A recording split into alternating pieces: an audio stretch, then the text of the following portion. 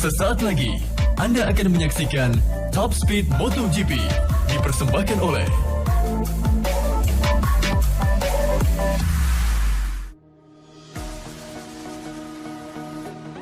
Top Speed MotoGP siap membuat minggu terakhir di bulan Agustus pemirsa semakin berwarna. Ada juara dunia akan menyapa dari Cervera, liga-liga orang ketiga, hingga catatan serba pertama.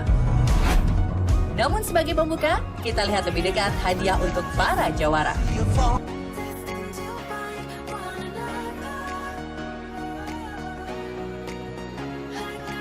Selain drama tikungan terakhir yang akan dibahas pada segmen selanjutnya, minggu lalu ada satu hal yang mencuri perhatian, yaitu selebrasi Miguel Oliveira di atas sebuah mobil.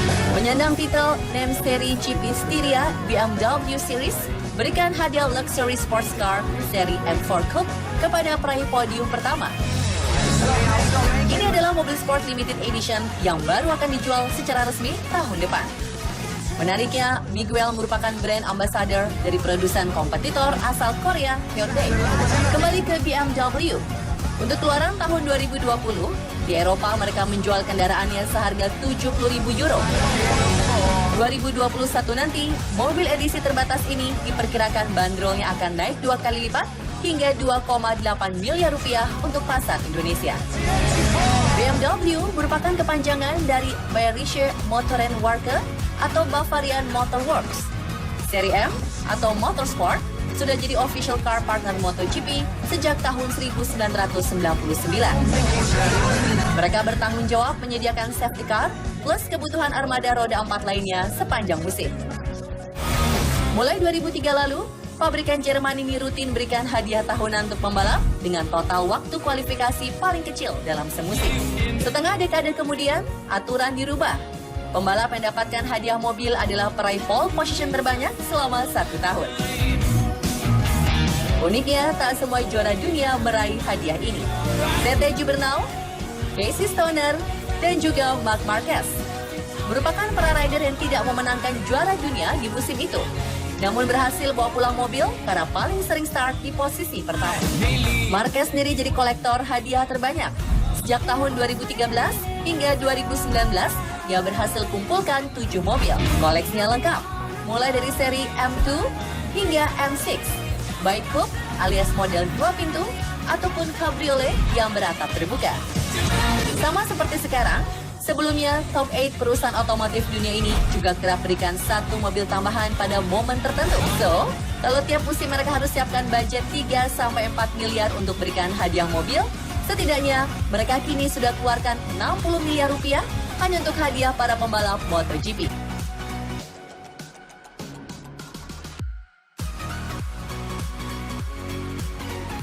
Dibangun pada tahun 1916, pabrikan ini awalnya membuat mesin pesawat terbang. Kemudian memproduksi sepeda motor di tahun 1923.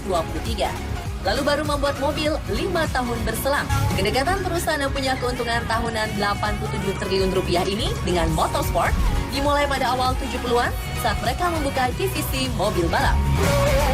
Meski pabrikan Jerman ini turun di balapan Superbike, uniknya tak ada motor BMW di arena MotoGP.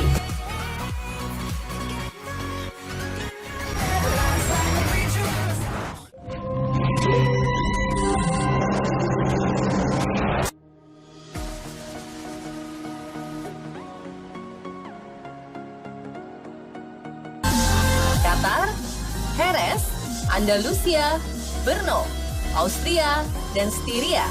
6 dari 14 seri selesai sudah dihelat.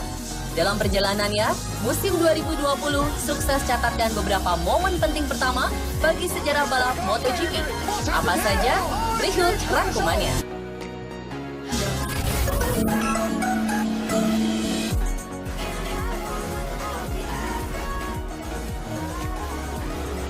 Selang 4 bulan masa pandemi, balapan pun masuk seri tanah para Spaniard. Yes, Fabio Quartararo. Ini pertama kalinya terdengar kembali kumandang La Marseillaise di ajang balap MotoGP sejak tahun 1999.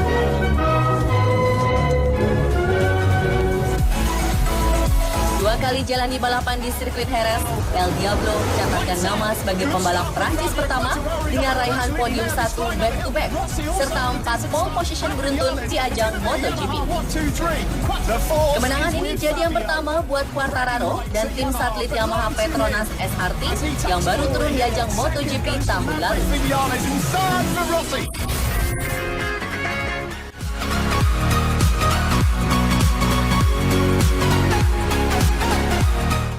Geser ke arah timur, GP Ceko pun sukses kejutkan ekspektasi jutaan pasang mata penikmat adu cepat roda 2. Rookie milik tim pabrikan asal Austria, Brad Binder, sukses jadi orang Afrika Selatan pertama yang injakan kaki di podium tertinggi kelas MotoGP.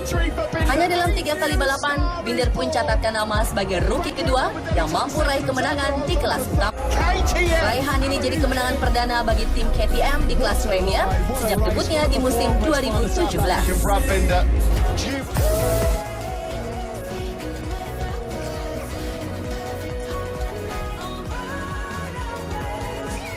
Red Bull Ring Circuit jadi arena pertama yang mengumandangkan A Portuguesa di seluruh ajang MotoGP saat seri Styria digelar pekan lalu. Semakin istimewa karena bertepatan dengan seri ke-900 kelas primer. Miguel Angelo Fausto de Oliveira sukses catatkan nama sebagai pembalap Portugal pertama yang berhasil raih podium 1 ajang MotoGP. Sama seperti Quartararo, capaian ini jadi kemenangan perdana bagi rider yang baru naik ke kelas primer pada musim 2019, sekaligus suksesan misi Red Bull untuk jadi jawara di kandang sendiri.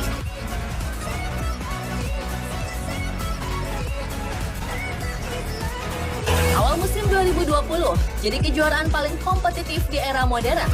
Bisa jadi ini pengaruh dari absennya Senjona bertahan. Namun harus diakui perkembangan tim non-unggulan semakin impresif. Nyatanya hampir di tiap arena terjadi pergantian juara. Well, akankah race berikutnya lanjutkan tren fakta pertama? So let's see GP Mania.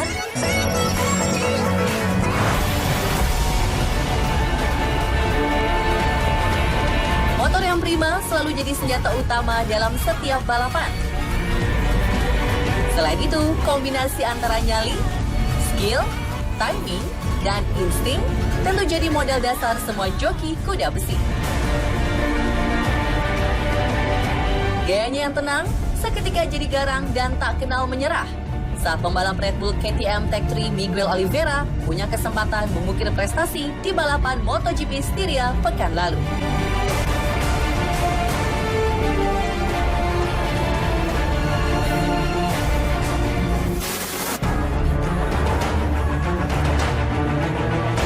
Drama sengit di lap terakhir libatkan duel antara Paul Espargaro versus Jack Miller untuk perebutkan posisi pertama. Miller sengaja mendesak dari racing line.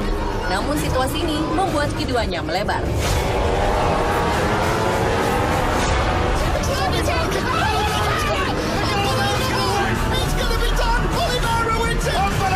Saat itulah, rider 25 tahun ini sukses lakukan manuver mematikan dan seketika menggeber tunggangannya hingga sentuh garis finish pertama.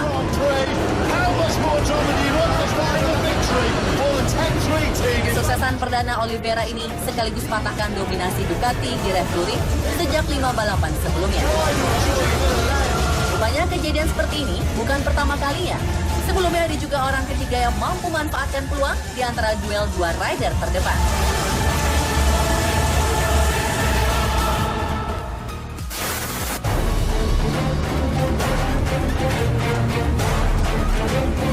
Tahun lalu, saat balapan sengit di Mugello sisakan 1 putaran, Marc Marquez berhasil akuisisi posisi 1 dari pertarungannya dengan duo Ducati. Andrea Dovizioso yang tak mau ketinggalan terlalu jauh dari Marquez di klasemen pembalap, coba kembali rebut posisinya. Namun berkat insting tajamnya, Danilo Petrucci berhasil lakukan double overtaking di tikungan terakhir dan berhasil mengklaim kemenangan perdananya dengan penuh emosional karena raih podium pertama di depan publik sendiri.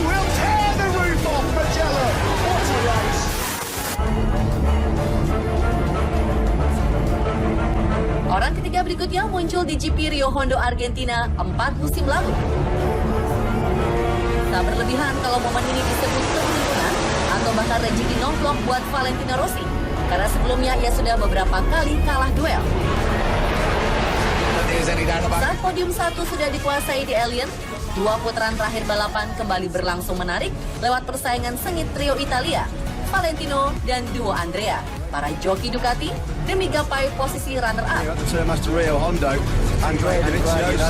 Petaka datang bagi Domenico saat coba salib kompatriotnya di tikungan akhir. Telat lakukan pengereman, Andrea Iannone malah bawa serta Eddie Zurofar jatuh hanya beberapa meter dari garis finish.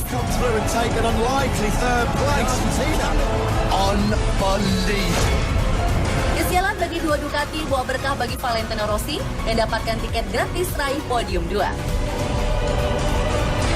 Akibat kejadian itu, Dovi yang kesal secara mengharukan paksakan dorong motornya hingga akhir finish di posisi 13.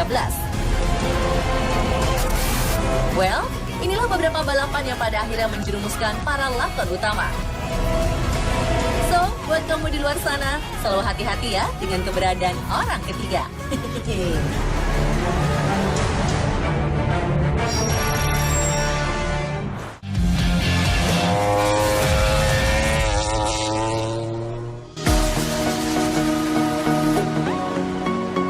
Apa kabar Marc Marquez?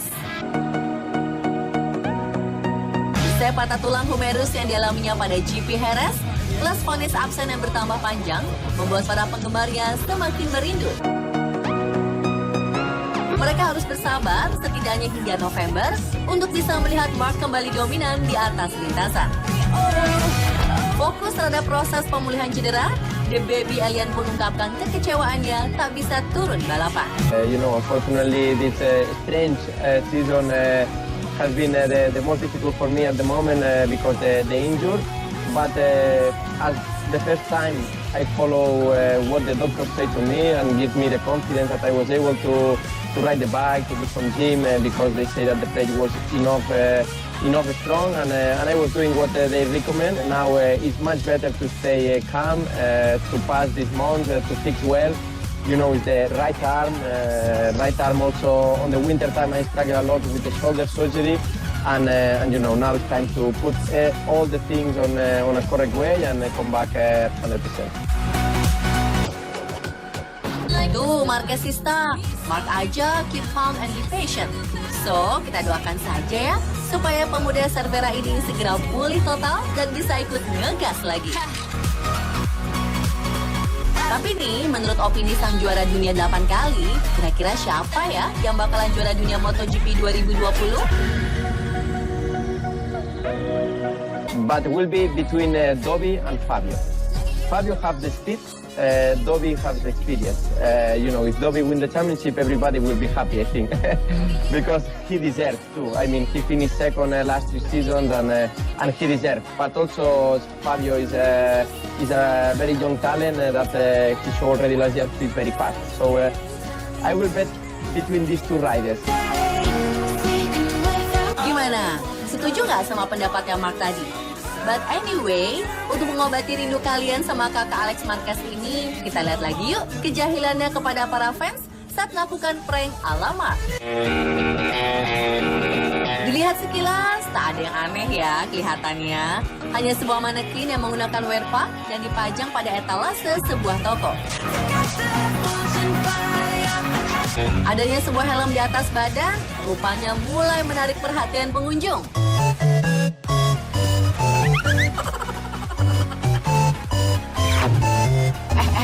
Kok kaki tangannya mulai bergerak tuh?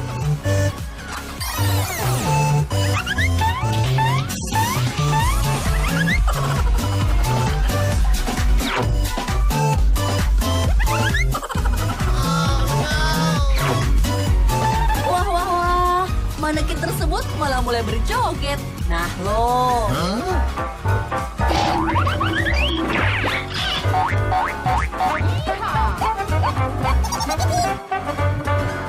Voila, ternyata manekin tersebut itu adalah Marc.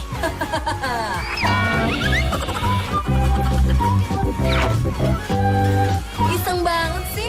sontak para pengunjung langsung berkerumun ke depan etalase toko serba ada di ibu kota Spanyol ini.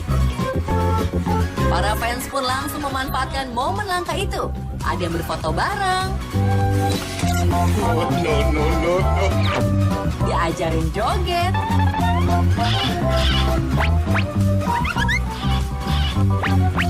sampai minta dicium.